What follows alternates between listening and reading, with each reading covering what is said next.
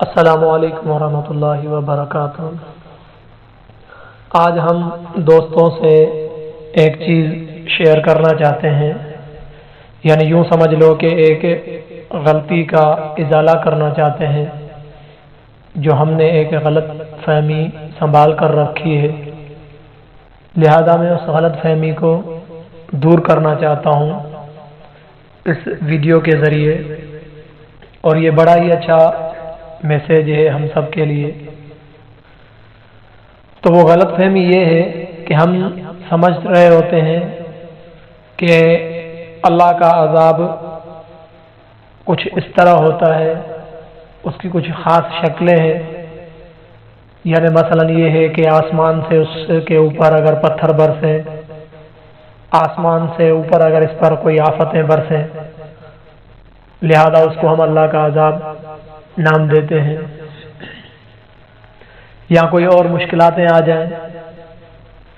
دنیاوی کوئی آفتیں آ جائیں اس پر، آفتوں کے اندر کوئی گر جائے، تو ہم کہتے ہیں کہ اس کے اوپر اللہ کا یہ عذاب ہے۔ اور جو عیش و عشرت مستی کے ساتھ زندگی گزارتا ہے، ہم اس کے لیے کہتے ہیں کہ یہ اللہ کی بڑی نعمتوں کے اندر پل رہا ہے۔ لہذا یہ ہماری سوچ ہوتی ہے، یہ ہماری سوچ کا ایک پیمانہ ہوتا ہے، یہ ہماری اپنی ایک سوچ کی کسوٹی ہے، لہذا یہ غلط فہمی ہے ہماری، کیونکہ اللہ رب العزت کا عذاب، اللہ رب العزت کی جو سزا ہے، اس کے کئی طریقہ کار ہوتے ہیں، اس کے کئی نمونے ہوتے ہیں۔ کبھی کبھی اللہ اپنی ناراضگی کا اظہار کچھ اس طرح بھی کرتا ہے، میں آپ کو چند چیزیں بتاؤں گا کہ یہ بھی اللہ رب العزت کی ایک سزا کے طریقہ کار ہوتے ہیں، یہ بھی اللہ رب العزت کی ایک سزا کے نمونے ہوتے ہیں جن کو ہم نعمت سمجھ رہے ہوتے ہیں، دراصل وہ نعمت نہیں ہوتی بلکہ وہ اللہ رب العزت ہمیں سزا دے رہے ہوتے ہیں، اور ہم ان کو محسوس نہیں کر رہے ہوتے ہیں۔ تو اسی بات پر ایک طالب علم نے اپنے استاد سے پوچھا کہ ہم کتنے گناہ کرتے ہیں، دن رات ہم گناہ کرتے ہیں لیکن اللہ ہمیں سزا نہیں دیتا، اللہ ہمارے کو ان گناہوں پر کوئی پکڑ نہیں کرتا۔ تو استاد محترم نے ان کو برجستہ ہو کر کیا ہی خوب ایک جواب دیا کہ بیٹا، آپ کا یہ جو کہنا یا آپ کا یہ جو سمجھنا، یہ بھی ایک سزا ہے، یعنی یہ بھی ایک سزا کا طریقہ ہے کہ آپ کو محسوس ہونے ہی نہ دیا جائے کہ آپ اچھائی میں زندگی گزار رہے ہو یا برائی میں زندگی گزار رہے ہو۔ جو ایک احساس ہوتا ہے اچھائی کا اور برائی کا پہچاننے کا، جو احساس ہوتا ہے، اگر کسی بندے سے وہ احساس بھی چھن جائے، وہ احساس بھی سلب ہو جائے، تو یہ بھی ایک بڑی سزا ہوتی ہے۔ دوسرا طریقہ یہ بھی ہے کہ بیٹا، تمہارے دل کی سختی اور آنسوؤں کا خشک ہو جانا، تمہارے دل کی سختی جو ہے اور آنسوؤں کا جو خشک ہو جانا جو ہے، یہ بھی اس بات کی گواہی ہے کہ اللہ تعالیٰ تم سے ناراض ہے، کہ اللہ اپنے بارگاہ میں آپ کو آنکھوں سے ایک آنسو گرانے کی بھی توفیق نہیں دیتا، تو یہ بھی ایک بڑی سزا ہے۔ اور کچھ اس طرح بھی ہوتا ہے کہ کبھی کبھی نیک صالح اعمال کی طرف قدم بڑھانے میں کاہلی اور سستی آ جاتی ہے۔ اگر آپ کو نیک قدم کی طرف، اچھائی کی طرف اگر آپ کو سستی ہو، کاہلی ہو اپنے جسم کے اندر، تو سمجھ جاؤ کہ یہ بھی اللہ رب العزت کی طرف سے آپ پر ایک عذاب ہے۔ اور کبھی اللہ رب العزت کی سزا اس طرح بھی ہوتی ہے کہ قرآن کریم کی تلاوت چھوڑے ہوئے آدمی کو ہفتے اور مہینے بیت جاتے ہیں، لیکن پھر بھی اس کو کوئی احساس نہیں ہوتا۔ تو لہذا یہ بات بھی اس بات کی گواہی ہے کہ اللہ تم سے ناراض ہے، کہ اللہ تیری زبان پر یا تیری زبان کو اپنے کلام سے تر و تازہ کرنا ہی نہیں چاہتا۔ اور کبھی کبھی اس طرح بھی ہوتا ہے کہ کتنی بار ہم یہ آیت جو ہے تمہارے نظروں سے گزرنے کے بعد بھی تم انجان بنے رہتے ہو۔ یہ آیت کتنی بار ہمارے نظروں کے سامنے گزری ہے، لیکن پھر بھی ہم اس میں انجان بنے رہتے ہیں۔ مثلا یہ آیت ہے، ترجمہ ہے کہ اگر یہ قرآن ہم کسی پہاڑ پر نازل فرماتے تو وہ اللہ کے خوف سے ریزہ ریزہ ہو جاتے۔ دیکھو یہ آیت ہمارے سامنے کئی بار گزری بھی ہوگی، لیکن ہماری دل اس وقت دہل جائے ایسا کوئی ہمیں واقعہ نہیں ملا۔ اس وقت بھی ہم اپنی دنیا کی سوچ فکر میں ہوتے ہیں۔ اور کبھی اس طرح بھی سزا ہوتی ہے کہ کتنی طویل راتیں ہوتی ہیں، زندگی میں کتنی بڑی بڑی راتیں بھی گزرتی ہیں، لیکن کبھی ہمیں قیام اللیل کی جو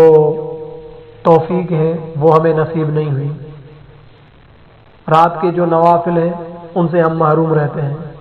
تو یہ بھی اللہ رب العزت کی ایک بڑی سزا ہے۔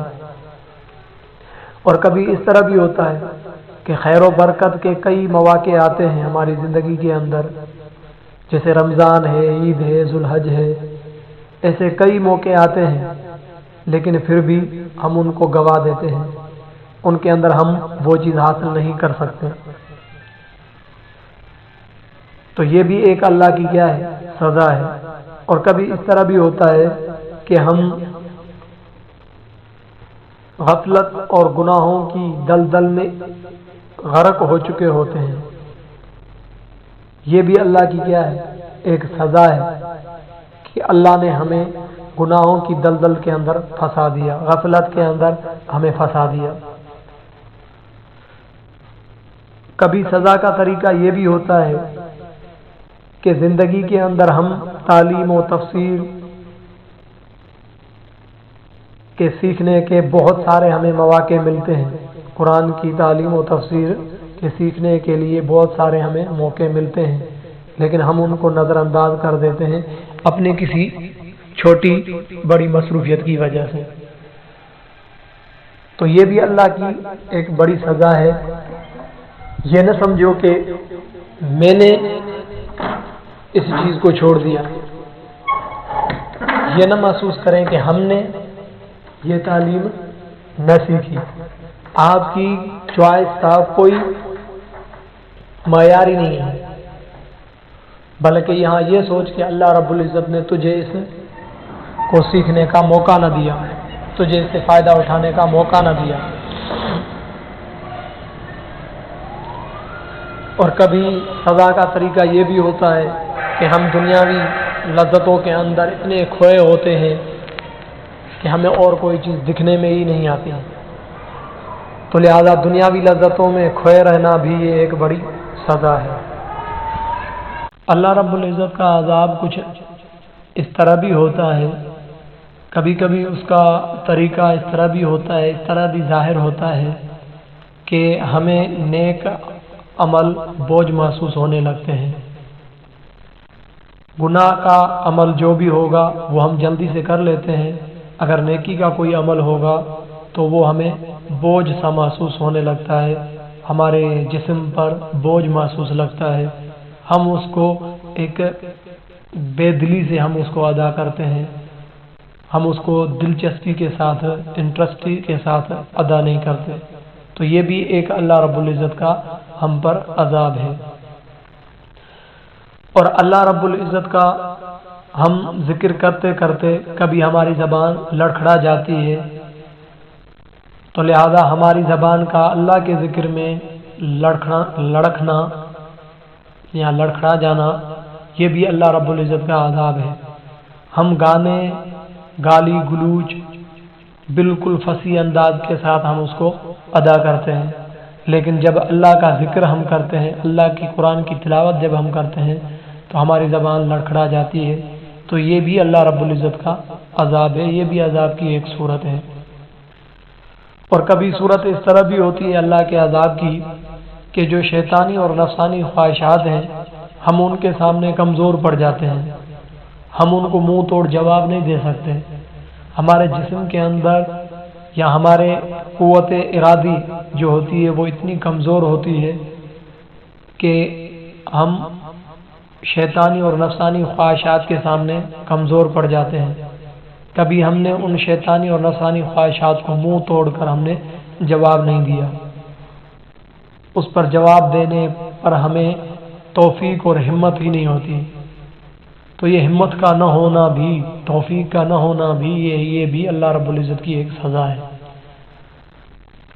اور کبھی کبھی ہم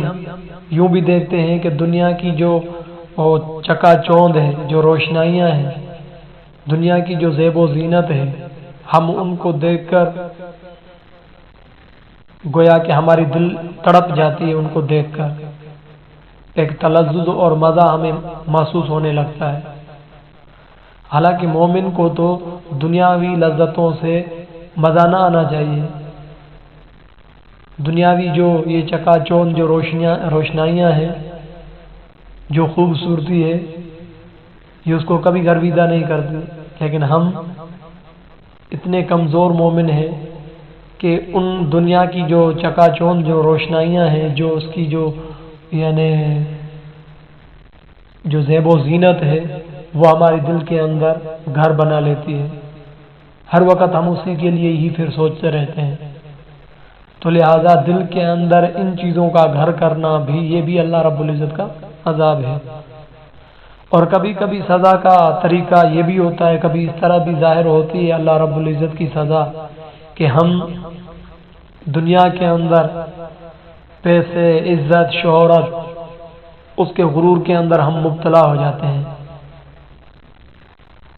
تو لہذا اس کے غرور کے اندر مبتلا ہو جانا، پیسے کی وجہ سے ہمارے دلوں کے اندر غرور آ جانا، عزت و شہرت کی وجہ سے ہمارے اندر غرور آ جانا، ہمارا غرور کے اندر مبتلا ہو جانا، فخر کے اندر مبتلا ہو جانا، یہ بھی اللہ رب العزت کی ایک بڑی سزا ہے، جو ایک غیر محسوس ہونے والی ایک اللہ کی سزا ہے۔ اللہ ہمیں ان سزاؤں سے بچائے، غیر محسوس سزاؤں سے ہمیں بچائے، غیر محسوس عذابوں سے اللہ ہمیں بچائے۔ خطرناک اگر جو سزا ہے تو وہ یہی ہے، کیونکہ محسوس ہونے والی جو سزا ہے آگے چل کر کبھی نہ کبھی ہمیں یہ ضرور خیال آئے گا کہ یہ اللہ کا ہمارے اوپر عذاب ہے، ہم اس پر نادم ہو جائیں، ہم اس پر توبہ طائب ہو جائیں۔ لیکن ایک چیز جو ہمیں گناہ محسوس ہی نہیں ہو رہی، جو سزا ہمیں محسوس ہی نہیں ہو رہی، تو کبھی اس بات کی بھی نوبت نہیں آئے گی کہ ہم اس پر نادم ہوں، ہم اس پر توبہ طائب ہوں۔ تو لہذا سب سے بڑھ کر یہ بڑا گناہ ہے۔ اور کبھی اس طرح بھی ہوتا ہے کہ ہم اپنی غلطیاں بھلا کر دوسروں کی عیب جوئی، دوسروں کے اوپر بہتان تراشی میں ہم مصروف رہتے ہیں۔ ہم نے اپنے گناہوں پر نظر نہیں ڈالی، ہم نے اپنے عیبوں پر نظر نہیں ڈالی، ہمیں دور چاند پر جو چھائی ہے اس پر تو ہمیں نظر پڑ جاتی ہے، لیکن ہمارے سینے پر جو داغ ہے ہم نے کبھی اس کو نہیں دیکھا۔ دور سے سامنے والے گزرنے والے بندے پر کیا عیب ہے وہ ہمیں نظر آ گیا، لیکن افسوس کی بات یہ ہے کہ ہم اپنی دل پر نظر نہ رکھ سکے، ہم اپنے سینے پر نظر نہ رکھ سکے، ہم اپنی زندگی پر نظر نہ رکھ سکے کہ ہمارے اندر کتنی کتنی خامیاں ہیں۔ تو لہذا اپنی گناہوں کو ہم نظر انداز کر کے اوروں پر ہم کیا رکھتے ہیں، نظر رکھتے ہیں، یہ بھی اللہ رب العزت کا بڑا عذاب ہے ہم پر۔ اور کبھی اللہ کی سزا اس طرح بھی ہوتی ہے کہ ہم آخرت کو بھلا کر ہم دنیا کی تمنا اور اسے حاصل کرنے میں مصروف رہتے ہیں، ہم آخرت کو بھلا لیتے ہیں، دنیا کی ہی ہمیں سوچ ہوتی ہے، صبح شام اٹھنا بیٹھنا ہماری دنیا ہی مصروفیت رہتی، دنیا کی ہی مصروفیت رہتی ہے، آخرت کو ہم بھلا دیتے ہیں۔ تو لہذا یہ بھی ایک سزا کی شکل ہے، یہ بھی اللہ رب العزت کے عذاب کی ایک صورت ہے۔ تو بیٹا اللہ سے ڈرو، اللہ سے ڈرو، اس غیر محسوس عذاب سے پناہ مانگو کہ اللہ رب العزت ایسا غیر محسوس عذاب، غیر محسوس سزا ہمیں نہ دے۔ تو میرے دوستو، امید ہے کہ آپ کو بھی اس استاد کی اس نصیحت میں بڑا آپ کو فائدہ ملا ہوگا۔ استاد کی اس نصیحت نے ضرور آپ کی دل کے دروازے پر دستخط دی ہوگی۔ اگر دستخط دی ہو تو ہمیں بھی دعاؤں میں یاد رکھنا اور اپنی زندگی کو بدلنے کی کوشش کرنا۔ جیسے اس استاد نے اپنے شاگرد کو یہ نصیحت کی، آپ بھی اسی طرح اپنے چھوٹوں میں یا اپنے ہم عمر لوگوں میں یہی نصیحت کرو، یہی واضح نصیحت کرو کہ خدا را ان سزاؤں سے بچو، ان عذابوں سے بچو جو غیر محسوس ہونے والے ہیں۔ اللہ رب العزت ہم سب کو ان سزاؤں سے، غیر محسوس سزاؤں سے اور غیر محسوس عذابوں سے اور محسوس ہونے والے عذابوں سے، دونوں سے اللہ ہمیں محفوظ رکھے۔ اللہ ہمیں توبہ کی توفیق عطا فرمائے۔